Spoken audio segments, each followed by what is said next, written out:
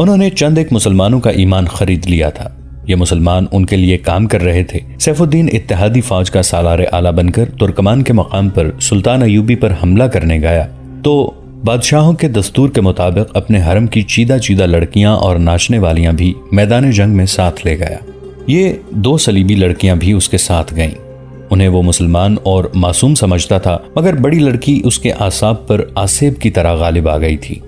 حرم کی باقی لڑکیوں کو اس نے اپنا غلام بنا لیا تھا۔ سیف الدین نے جنگل میں جا منگل بنایا۔ وہاں آندھی آئی جس کی ہم آپ کو تفصیل بتا چکے ہیں۔ اس آندھی میں فوزی نام کی ایک لڑکی اپنے بھائی کی لاش گھوڑے پر ڈالے سلطان ایوبی تک پہنچی اور انہیں بتایا کہ 3 اتحادی افواج ان پر حملہ کرنے کے لیے پہنچ چکی ہیں۔ سلطان ایوبی نے تیزی سے حرکت کی اور سیف الدین کے لشکر پر حملہ کر دیا۔ جیسا کہ پہلے بھی بتایا جا چکا ہے کہ سیف الدین کا لشکر بے خبری میں مارا گیا۔ وہاں معرکہ جو لڑا گیا وہ ایک طرفہ تھا۔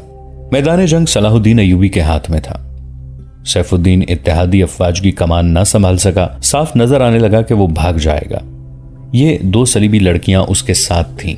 وہ اکیلی نہیں تھیں۔ صلیبیوں کے چند ایک مسلمان ایجنٹ سیف الدین کی فوج میں اچھے عہدوں پر تھے۔ لڑکیوں کا ان کے ساتھ رابطہ تھا۔ لڑکیاں انہیں اطلاعیں اور خبریں دیتی تھیں اور وہ انہیں صلیبیوں تک پہنچا دیتے تھے۔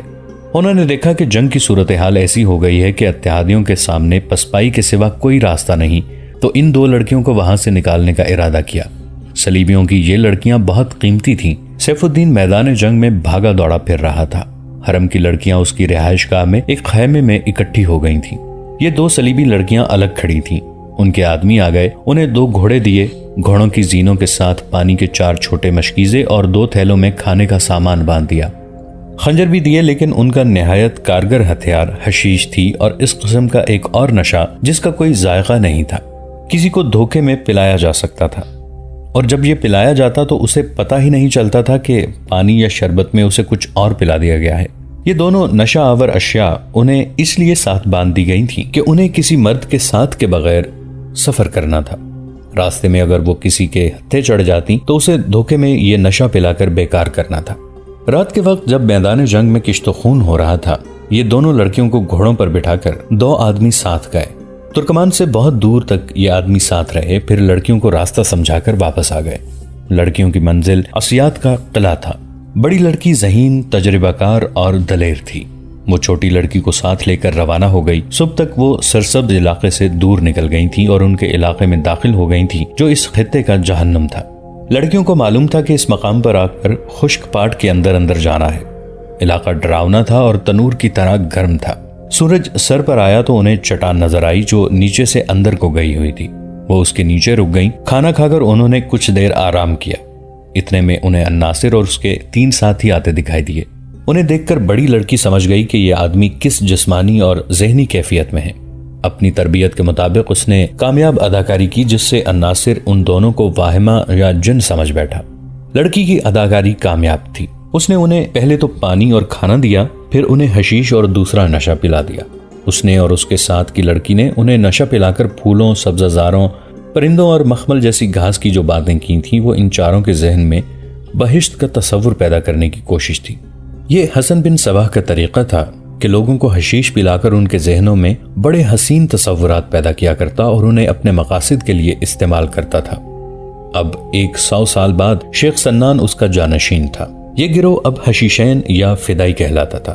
بڑی لڑکی کو اس کام کی تربیت حاصل تھی۔ اسے یوں کہہ لیں کہ حشیش اور باتوں کی مدد سے اپنے شکار یا معمول کو ہپناٹائز کیا جاتا تھا۔ جتنی دیر حشیش کا نشہ رہتا وہ آدمی اسی تصور کو حقیقت سمجھتا رہتا تھا جو اس کے ذہن میں پیدا کیا جاتا تھا۔ الناصر اور اس کے ساتھیوں کو اس لڑکی نے اپنے قبضے میں لے کر ایک مقصد تو یہ حاصل کرنا چاہا تھا کہ یہ 4 اس پر دست درازی نہ کریں یا انہیں اپنے ساتھ نہ لے جائیں۔ دوسرا مقصد اس وقت اس کے سامنے آیا تھا جب اسے پتا چلا کہ یہ سلطان ایوبی کے ان چھاپا مار جاسوسوں میں سے ہیں جن کی اس نے بہت شہرت سنی اور جن سے اسے ڈرایا بھی گیا تھا۔ اس کے تخریب کار ذہن نے سوچ لیا کہ ان آدمیوں کو شیخ سنان کے حوالے کیا جائے، یہ اس کے کام آ سکتے تھے۔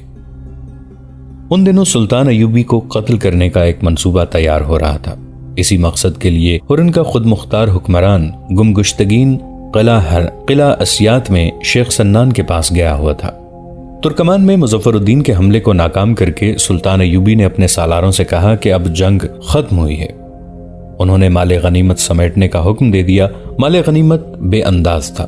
غازی سیف الدین کے رہائشی کیمپ سے بے انداز سونا اور نقدی ملی تھی۔ دشمن کی لاشوں سے بھی نقدی اور انگوٹھیوں وغیرہ کی شکل میں سونا نکلا۔ دیگر ساز و سامان اور اسلحے کا کوئی شمار نہیں تھا۔ سلطان ایوبی نے فوج کے کام کا سامان فوج میں تقسیم کیا۔ دوسرا حصہ دمشق اور ان علاقوں کے غریبوں میں تقسیم کرنے کا حکم دیا جو مصر اور شام کی سلطنت یعنی وحدت میں آ چکے تھے۔ تیسرا حصہ مدرسہ نظام الملک کو دے دیا۔ ایک یورپی مورخ لین پول کے مطابق سلطان ایوبی نے اس مدرسے میں تعلیم حاصل کی تھی۔ یہ مورخ لکھتا ہے کہ تاریخ میں واضح شہادت ملتی ہے کہ سلطان ایوبی نے مال غنیمت سے اپنے لیے کچھ بھی نہ رکھا۔ دوسرا مسئلہ جنگی قیدیوں کا تھا۔ یہ سب مسلمان تھے۔ سلطان ایوبی نے انہیں اکٹھا کر کے کہا کہ تم مسلمان ہو اور مسلمانوں کے خلاف لڑنے آئے تھے۔ تمہاری شکست کی وجہ یہی ہے۔ تمہارے حکمران تمہارے مذہب کے بدترین دشمن کے ساتھ دوستی کر کے اس کے ہاتھ مضبوط کر رہے ہیں۔ تمہاری دنیا بھی خراب ہوئی اور عاقبت بھی۔ اپنے گناہ بخشوانے کا یہی ایک طریقہ ہے کہ اسلام کے سپاہی بن جاؤ اور اپنے قبلہ اول کو آزاد کراؤ۔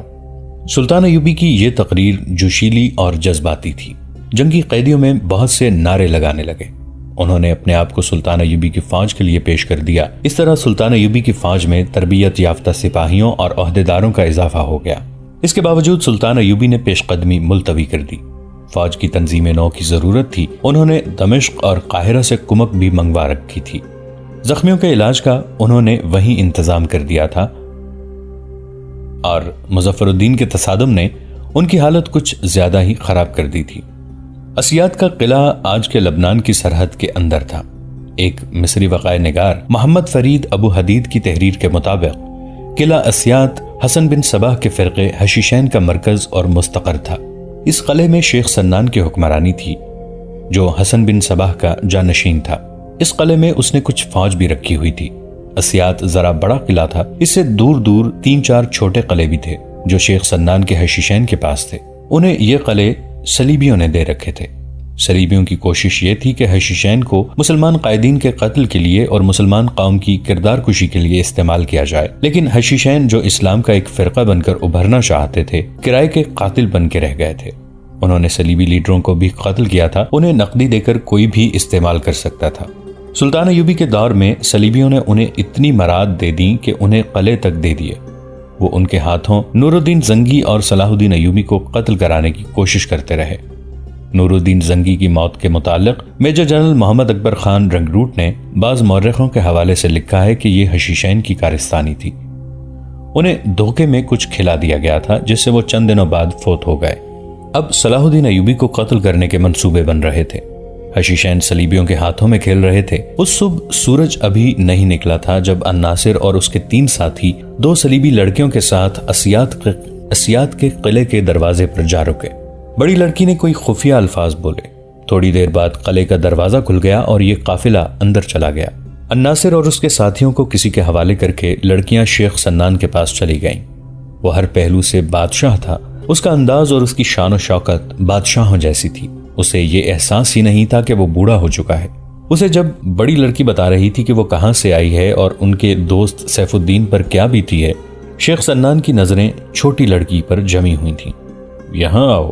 شیخ سنان نے بڑی لڑکی سے توجہ ہٹا کر چھوٹی کو اپنے پاس بلایا اور کہا، تم ضرورت سے زیادہ خوبصورت ہو، میرے پاس بیٹھو۔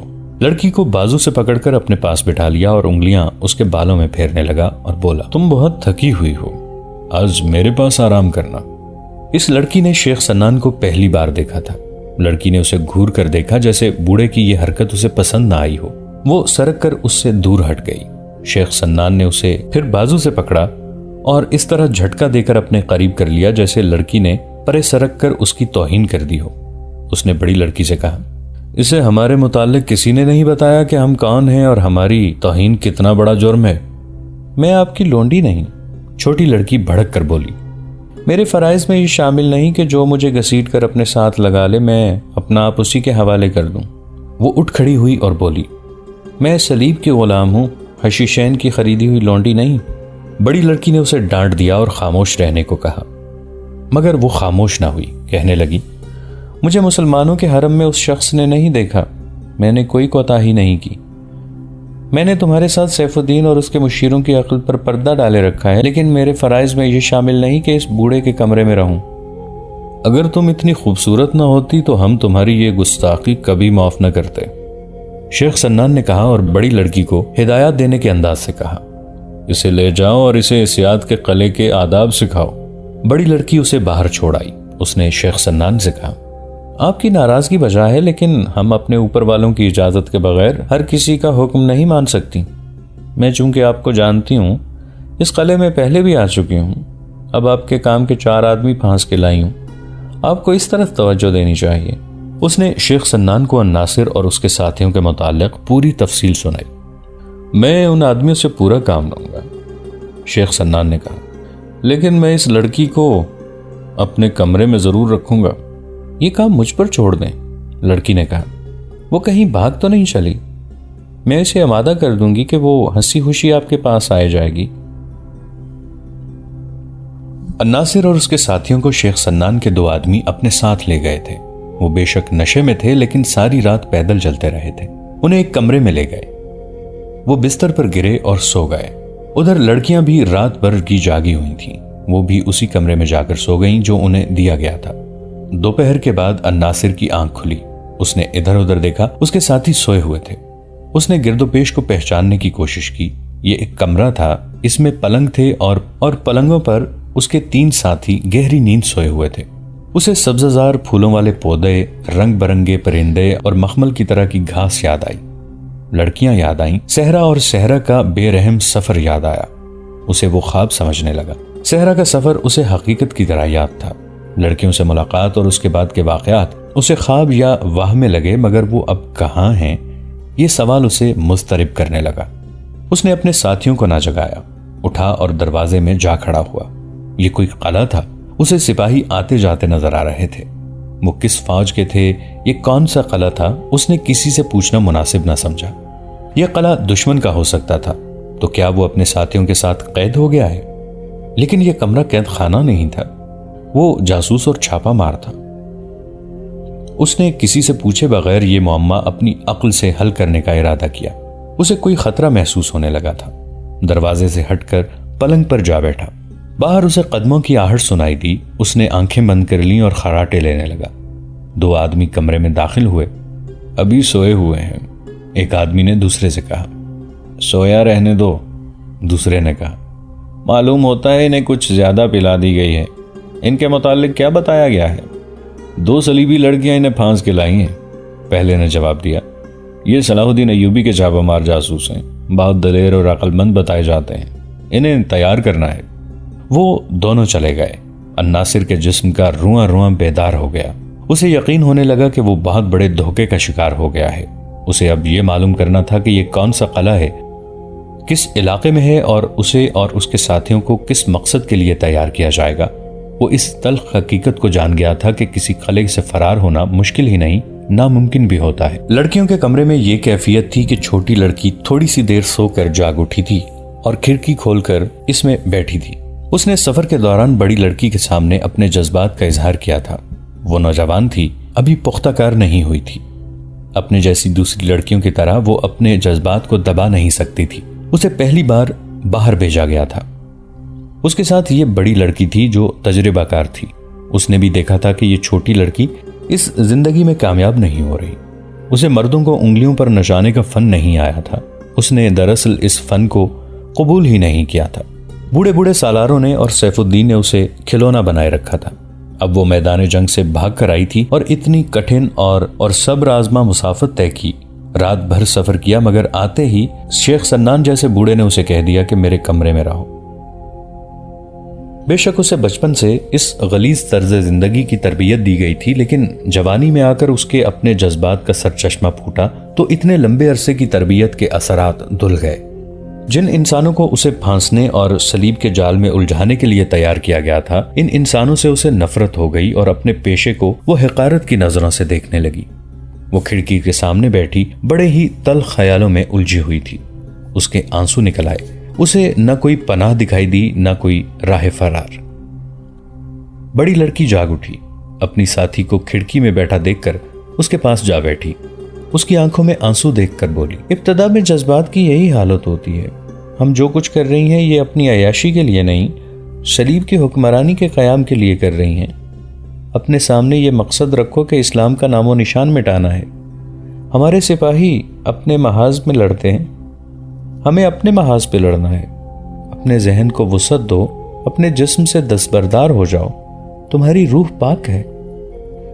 مسلمان اپنی لڑکیوں کو اس طرح استعمال کیوں نہیں کرتے جس طرح ہمیں کیا جا رہا ہے؟ چھوٹی لڑکی نے پوچھا. ہمارے بادشاہ اور ان کی فوجیں مسلمانوں کی طرح کیوں نہیں لڑتی؟ چوروں کی طرح مسلمانوں کو قتل کیوں کیا جا رہا ہے؟ صلاح الدین ایوبی کے ان چھاپا ماروں کی طرح صلیب کی فوج کیوں ایسے چھاپا مار تیار نہیں کرتی؟ صرف اس لیے کہ ہماری قوم میں بزدلی ہے. چوری چھپے وار کرنے والے بزدل ہوا کرتے ہیں. بڑی لڑکی سٹپٹا اٹھی اور بولی، ایسی باتیں کسی اور کے سامنے نہ کر بیٹھنا ورنہ قتل ہو جاؤ گی. اس وقت ہم شیخ سنان کے پاس ہیں، اس سے ہمیں بہت بڑا کام لینا ہے، اسے ناراض نہ کرو. مجھے اس شخص سے نفرت ہو گئی ہے، چھوٹی لڑکی نے کہا. یہ کسی ملک کا بادشاہ نہیں، کرائے کے قاتلوں کا سرغنہ ہے. میں اسے اس قابل نہیں سمجھتی کہ میرے جسم کو ہاتھ بھی لگائے. بڑی لڑکی نے اسے بہت دیر کی بحث کے بعد اس پر آمادہ کر لیا کہ وہ شیخ سنان کے ساتھ اچھی طرح باتیں کرے. اس نے چھوٹی کو یقین دلایا کہ وہ شیخ کو اس کا لالچ اور وعدہ دیے رکھے گی. اس نے چھوٹی لڑکی سے کہا، تم نے میرے کمالات دیکھے نہیں، میں نے بڑے بڑے بادشاہوں کو مٹھی میں لیا ہے. یہ شیخ سنان تو کچھ بھی نہیں، اس شیخ سنان کو تو میں کچھ بھی نہیں سمجھتی. کیا تم ایسی صورت پیدا کر سکتی ہو کہ ہم یہاں سے کہیں نکل جائیں؟ چھوٹی لڑکی نے پوچھا. کوشش کروں گی، بڑی لڑکی نے جواب دیا. اتنے میں 2 آدمی کمرے میں آ گئے. انہوں نے لڑکیوں سے ان 4 آدمیوں کے متعلق پوچھا. لڑکی نے انہیں بتایا کہ وہ کون ہیں اور انہیں کس طرح دھوکہ دیا گیا ہے. وہ کس حال میں ہیں؟ بڑی لڑکی نے پوچھا. ابھی سوئے ہوئے ہیں، ایک آدمی نے جواب دیا. انہیں قید میں ڈال دو گے؟ چھوٹی لڑکی نے پوچھا. قید میں ڈالنے کی کوئی ضرورت نہیں، اس آدمی نے جواب دیا. یہاں سے بھاگ کر کہاں جائیں گے؟ کیا ہم انہیں دیکھ سکتی ہیں؟ چھوٹی لڑکی نے پوچھا. کیوں نہیں، اسے جواب ملا. وہ تمہارا شکار ہے، انہیں دیکھو، بلکہ ضرورت بھی یہی ہے کہ تم ان کے پاس جاؤ اور انہیں اپنے جال میں لیے رکھو. کچھ دیر بعد چھوٹی لڑکی بڑے کے روکنے کے باوجود اس کمرے میں چلی گئی جہاں الناصر اور اس کے ساتھی سوئے ہوئے تھے. الناصر دراصل جاگ رہا تھا. چھوٹی لڑکی کو دیکھ کر وہ اٹھ بیٹھا اور پوچھا، ہمیں کہاں لے آئی ہو؟ مجھے یہ بتاؤ کہ تم کون ہو، کیا اور یہ کون سی جگہ ہے؟ چھوٹی لڑکی نے الناصر کو بڑی غور سے دیکھا. اس کے ذہن میں بگولا سا تھا، یہ جذبات کا بگولا تھا. اس نے سرگوشی میں الناصر سے پوچھا، فرار ہونا چاہتے ہو؟ میں یہ نہیں بتاؤں گا کہ میں کیا کرنا چاہتا ہوں، الناصر نے جواب دیا. مجھے جو کچھ کرنا ہوگا وہ میں کر کے دکھاؤں گا. لڑکی اس کے قریب آ گئی، دھیمی آواز میں بولی، میں جن نہیں انسان ہوں، مجھ پر بھروسہ کرو. الناصر نے اسے قہر بری نظروں سے دیکھا. لڑکی اس کے ساتھ پلنگ پر بیٹھ گئی. جنات کی دہشت الناصر کے دل و دماغ پر بدستور طاری تھی. عرب کا یہ خبرو جوان سلطان صلاح الدین ایوبی کے ان چھاپا ماروں میں سے تھا جو موت کی آنکھوں میں آنکھیں ڈال کر دیکھا کرتے تھے. صلیبیوں کا یہ کہنا تھا کہ سلطان ایوبی کے چھاپا ماروں سے موت بھی ڈرتی ہے. صحراؤں کی صوبتوں کو، دریا کی تندی کو اور سنگلاخ وادیوں کو خاطر میں نہ لانے والے یہ جانباز آگ میں بھی کود جایا کرتے تھے. یہ حقیقت ہے کہ دشمن کی رسد وغیرہ کو آگ لگا کر ان میں سے بعض شعلوں کی لپیٹ میں آ کر زندہ جل جایا کرتے تھے، مگر جنات اور بھوت پریت ایسی مخلوق تھی جس سے یہ سرفروش ڈر جایا کرتے تھے. ان میں سے کسی نے کبھی جن اور بھوت نہیں دیکھے تھے، صرف کہانیاں اور روایتیں سنی تھیں جنہیں وہ 100% سچ مانتے تھے اور دل پر جنات کا خوف طاری کیا رکھتے تھے. اگر الناصر قلعہ اسیاد تک اپنی مرضی اور اپنے ہوش میں سفر کرتا تو وہ اتنا ڈرا ہوا نہ ہوتا. اگر اسے قیدی بنا کر لے جایا جاتا تو بھی وہ نہ ڈر رہتا اور فرار کی ترکیبیں سوچتا، لیکن اسے حشیش کے نشے میں اور اس کے ذہن میں غیر حقیقی تصورات ڈال کر لایا گیا تھا. اب نشہ اتر چکا تھا. اس نشے میں وہ سبززار اور باغات سے گزر کر آیا تھا. اسے یاد آنے لگا کہ زمین کے اس خطے میں کہیں کہیں سبزہ اور باغ ہو سکتا ہے، میلوں وسیع علاقہ ایسا جنت نما نہیں ہو سکتا. اب اس کے پلنگ پر وہ لڑکی آ بیٹھی تھی جسے وہ جن سمجھتا تھا. لڑکی اس کے تصوروں سے زیادہ خوبصورت تھی. الناصر اسے انسان تسلیم کرنے پر آمادہ نہیں ہو رہا تھا. دوستو، آج کے لیے اتنا ہی. اسی کہانی کی اگلی قسط کے ساتھ بہت جلد حاضر ہوں گے. نیچے کامنٹ سیکشن میں اپنی رائے کا اظہار ضرور کیجیے گا۔ ہمارے اس چینل کو سبسکرائب کر کے نیچے موجود بیل آئیکن کو بھی ضرور کلک کیجیے گا۔ اگلی ملاقات تک کے لیے ہمارا اور آپ کا اللہ نگہبان۔